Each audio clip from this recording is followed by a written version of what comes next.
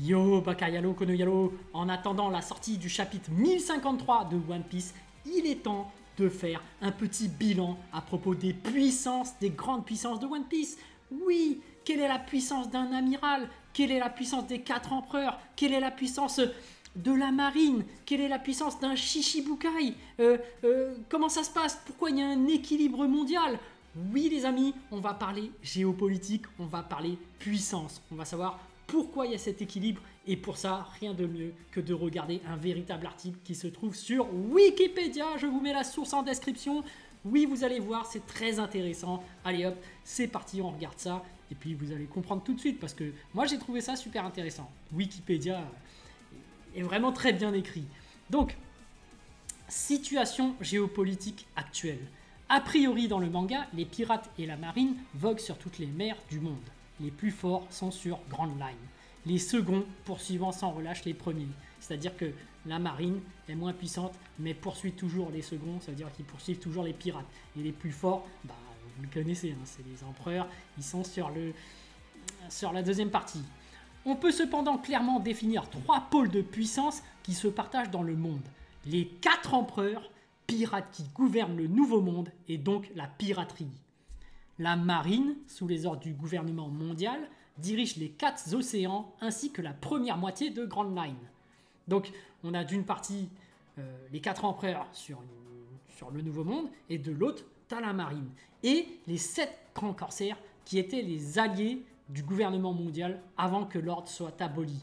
Donc, comme vous pouvez le voir, avant, il y avait les corsaires qui étaient avec le gouvernement mondial, mais maintenant il n'y a plus cette sorte d'alliance. Du coup, on a vraiment 2 grosses entités, du coup, le gouvernement mondial et les 4 empereurs. Ainsi, Grand Line est divisé d'un côté géographiquement par Red Line et de l'autre politiquement selon la même frontière, ces 2 mondes s'équilibrant à peu près en termes de puissance. On peut cependant noter que tout au long de l'histoire, plusieurs sièges de corsaires seront vacants. Il convient de parler aussi de la rébellion menée par Monkey D. Dragon dans le but de renverser le gouvernement mondial, dont on ne sait peu de choses si ce n'est son importance. En effet, leur meneur est considéré comme la personne la plus activement recherchée par le gouvernement. Au niveau local, cependant, la division est beaucoup moins manichéenne. En fait, chaque île, voire chaque ville, est dirigée d'une manière toute différente. Par exemple, Drum était sous la domination du roi tyran Wapol, avant que celui-ci ne soit battu par Monkey D. Luffy. Alabasta et Dressrosa sont des monarchies. Water 7 est gouverné par un maire élu, etc. Dans ce contexte, l'incessant jeu du chat et de la souris entre les pirates et la marine semble n'avoir que peu d'influence sur la situation politique locale. Ouais, d'accord, donc sur chaque lieu, en effet, ils ont chacun leur propre politique. Il se peut qu'il y ait un maire, il se peut qu'il y ait un roi. Chacun fait un peu dans sa sauce. Il n'y a pas vraiment un gouvernement mondial qui oblige chaque personne à diriger leur peuple comme ils le veulent. Depuis 2 ans, une vague énorme de piraterie est apparue depuis l'affaiblissement des 3 pouvoirs sur le monde avec la guerre au sommet. Donc la guerre au sommet, c'était Marineford. Cela a pour conséquence une énorme tension de violence sur les pays des 5 océans, et la marine surveille de près les déplacements des plus puissants criminels avec une sévérité de changement en mutation. Okay. Là on parle donc les 3 pouvoirs. Attention, l'équilibre du monde de One Piece est maintenu par 3 groupes. Ces figures du pouvoir maintiennent un ordre à la fois politique et armé qui assure la stabilité des 5 mers. Si cet équilibre venait à être rompu cela plongerait le monde dans le chaos. Les 3 groupes sont représentés par la marine du gouvernement mondial, les grands corsaires et les 4 empereurs. Grand Line est surnommé le cimetière des pirates, en grande partie à cause de ces 3 groupes qui y font régner l'ordre et la loi. Après l'abolition de l'ordre des 7 grands corsaires, l'équilibre se trouve ébranlé. Ok, donc en fait, si la marine était alliée avec le groupe des 7 corsaires, ça fait qu'il y avait un équilibre parce qu'il y avait les 2 alliés contre les 4 empereurs. Maintenant qu'il n'y a plus les 7 corsaires, l'équilibre est un peu rompu. Voilà. Le gouvernement mondial. La marine est quant à elle le bras droit du gouvernement mondial.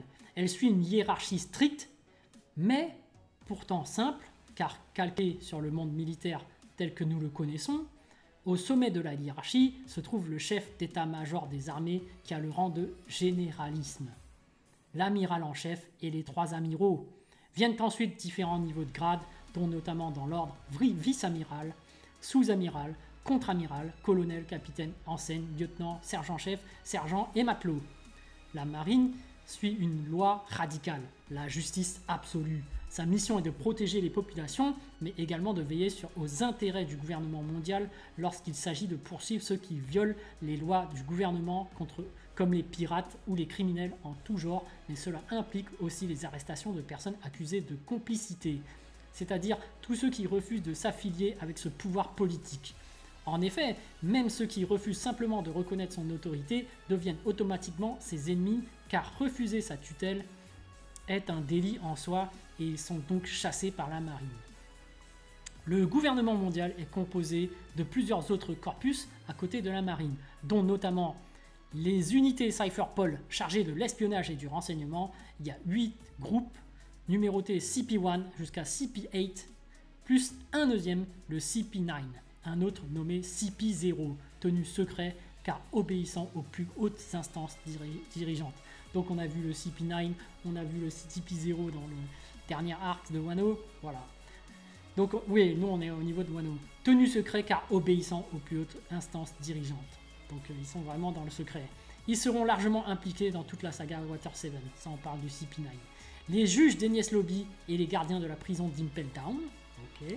Et la division scientifique d'où viendrait l'énigmatique Dr Vegapunk. Certains personnages prendront une grande importance dans l'histoire, par exemple Garp ou Smoker.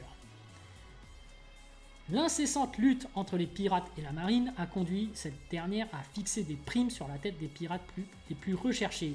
Ces dernières peuvent aller de quelques milliers de berries à des centaines de millions pour les pirates les plus dangereux. Les empereurs ont tous une prime dépassant le milliard de berries. Dans l'équipage de Luffy, tous ont une prime importante, exception faite de Chopper. Bien entendu, cette notion de prime permet d'établir un certain rapport de force entre les pirates. Ces avis de recherche ont eu l'effet de susciter des vocations de chasseurs de primes, des civils pourchassant les pirates pour l'argent. Certains lieux, comme l'île de Whiskey Peak ou l'archipel de Sabondi, regorgent de telles personnes. On peut aussi remarquer que c'était l'activité de Zoro avant de devenir pirate. Son surnom est d'ailleurs resté Zoro, le chasseur de pirates. Dans le passé, la marine semble exister depuis l'apparition du gouvernement mondial. Il a été commenté que Marineford a été forteresse de la justice pendant des siècles, ce qui implique qu'ils ont existé depuis un certain temps. Depuis 2 ans, le gouvernement mondial a accordé à la marine des nouveaux pouvoirs sur l'organisation militaire. Elle est devenue avec son nouveau quartier général une armée de la justice bien plus puissante qu'auparavant et possède plus de moyens militaires sous le commandement du nouveau amiral en chef, Sakazuki Akainu. Donc là, la marine est devenue beaucoup plus puissante qu'avant. Les pirates et leur hiérarchie. Dans le manga, on retrouve différents titres donnés à ces pirates. Par le passé, roi des pirates est le titre que l'on donnait au plus grand pirate du monde, Goldie Roger, qui a amassé toutes les richesses et dompté la route de tous les périls, même si ce surnom ne lui donnait pas autorité sur les pirates, mais montrait simplement qu'il était respecté et reconnu de tous. À l'heure actuelle, il n'y a aucun roi et celui qui trouvera le One Piece pourra alors prétendre à ce titre. On trouve au sommet de la piraterie les 4 empereurs du Nouveau Monde qui règnent en se partageant la seconde partie de Grand Line. Donc là, on a vraiment Shanks, Kaido, Big Mom, Marshall D. Teach. Ok. Donc là, nous, on a vu la suite. On voit évidemment que maintenant, désormais, c'est Shanks, Baggy, Barbe Noire et Luffy. Mon Guilty Luffy était considéré comme le 5e empereur, mais ce n'était pas officiel. Là, il faut remettre à jour. Ça y est, c'est empereur. Donc là, on a toutes les primes, évidemment, hein, Mihawk, on ne voit pas sa prime, mais Bartholomew Kuma, Hancock, etc. Donc là, on a les primes des Shichibukai et des Supernovas. Au début de l'histoire du manga, l'ère de Roger, le roi des pirates, dure depuis 22 ans. Cette époque est alors hors de contrôle. Elle entraîne aussi l'apparition de Luffy au chapeau de paille et de son équipage avec une réputation tumultueuse qui représente une menace pour l'équilibre des 3 pouvoirs et s'achèvera par la fin de la guerre au sommet de Marineford. Donc en fait, ça dérangeait vraiment les 3 pouvoirs. Donc la marine, les 4 empereurs et les Shichibukai. Par la suite, un an après, une nouvelle ère apparaît. Ce nouvel âge de la piraterie montre des changements dans le monde. On parle d'une époque qui sera au bout du chaos, où les pirates les plus puissants règnent en maître et écrasent ceux qui poursuivent les rêves n'ayant aucune place. Dès la mort de Barbe Blanche, il y aura eu des changements profonds de la hiérarchie. Des supernovas ont trahi des territoires dans le Nouveau Monde pour le conquérir, provoquant l'anarchie, et de nombreux pirates novices mettent le cap des 4 océans pour aller envahir Grand Line. L'objectif de tous est de faire route vers le Nouveau Monde pour s'emparer des territoires perdus de Barbe Blanche, du One Piece et défier les empereurs des mers. Tout cela indique la renaissance d'une nouvelle vague de piraterie. Inquiet et affaibli, le gouvernement mondial a surveillé de près cette situation afin de recruter les nouveaux capitaines corsaires plus puissants pour combler les places vacantes après la guerre de Marineford. 2 ans plus tard, une arrivée massive de nouveaux pirates continue sur les mers. Le poste de l'empereur des mers décédé a été repris par Barbe Noire. Law, Baggy et Weeble sont devenus des nouveaux grands corsaires. Ok. Quelques supernovas ont gagné un statut de grande puissance comme Kid. D'autres tels que Drake s'est allié à Kaido et Berge est devenu allié de Big Mom. Donc malgré le fait qu'ils sont empereurs, ils ont quand même quelques alliés. Donc voilà, ils ont recruté Drake, Berge et Kaido. Ok. Des domaines représentés par parcimonie.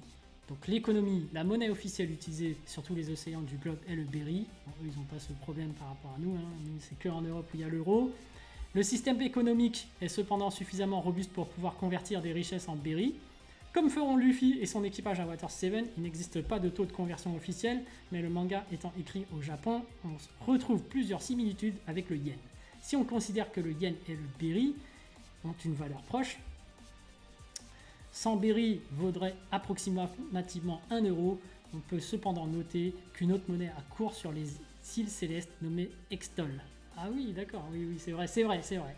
1 euro se convertirait en 1 million d'Extol. Ok.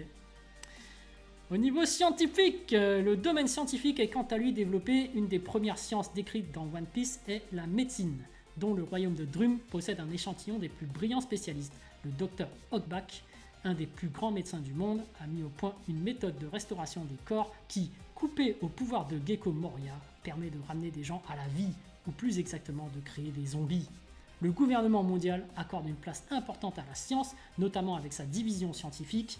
Il s'intéresse de près au docteur Vegapunk, scientifique de renom à l'origine de nombreuses inventions. C'est lui qui utilisera pour la première fois le granit marin, dont sont composées les coques des navires et les menottes de la marine après en avoir découvert les propriétés. C'est aussi la marine qui créera les PX ou Pacifista, ces robots qui prendra la forme du capitaine corsaire Kuma. Et je rappelle aussi que le SSJ, du coup, c'est l'unité scientifique donc, de la marine. Donc voilà, les amis, on a fait le tour à peu près de l'article. Comme on peut le voir, oui, il y a vraiment 3 pouvoirs, donc 3 grandes entités, les 4 empereurs, la marine et les Shichibukai. Ce sont ces 3 grosses entités qui fait qu'il y a un équilibre dans le monde. Et on peut voir que, voilà, tu as une partie, donc le Nouveau Monde, qui est gouverné par les 4 empereurs, et tu as l'autre partie qui est gouvernée par la marine et qui a comme soutien les grands corsaires. Sauf que depuis l'ellipse de 3 ans, il y a cette alliance, cette soumission des corsaires qui a été rompue, qui a été cassée. Du coup, la marine se retrouve toute seule et les 3 pouvoirs ne fonctionnent plus du coup. Il n'y a plus d'équilibre et du coup voilà. Les amis, c'était ça le bilan.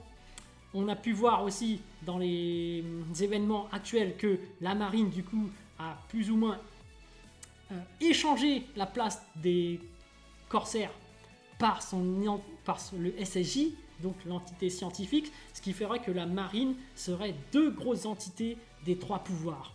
Ce qui fait que désormais il y a 2 pouvoirs, la marine et les 4 empereurs. Sachant que la marine, comme elle équivaut à 2 grands pouvoirs, elle est plus ou moins en train d'essayer de reprendre le contrôle sur toutes les mers des océans. On va voir comment les 4 empereurs vont réagir. Mais désormais, comme on peut le voir, les 4 empereurs, c'est qui? C'est Shanks, Luffy, Baggy et Barbe Noire. Ça m'étonnerait qu'on va voir une alliance, mais on peut supposer qu'il y aura une alliance, la fameuse alliance des 4 grands corsaires pour former ce grand groupe. Donc voilà, il y aura certainement une grosse guerre qui s'annonce, les amis. Donc on est actuellement au chapitre 1052, hâte que le 1053 sorte. Et puis voilà, c'était intéressant, important de faire un petit bilan par rapport à cette géopolitique qu'il y a au niveau de One Piece. Donc sur ce, je vous laisse. Ciao, ciao.